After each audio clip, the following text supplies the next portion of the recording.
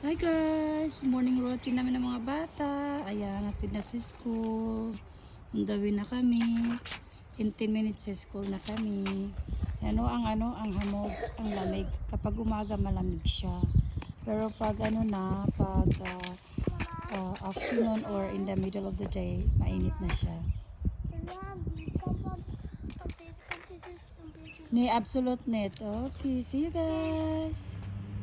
Good morning! Ito na naman po kami, ang daily routine namin ng mag-ina. Ayan, on the way to school.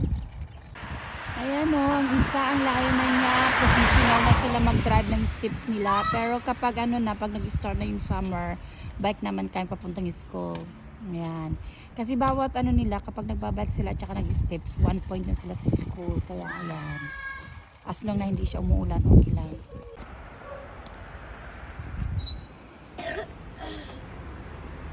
Ayan siya.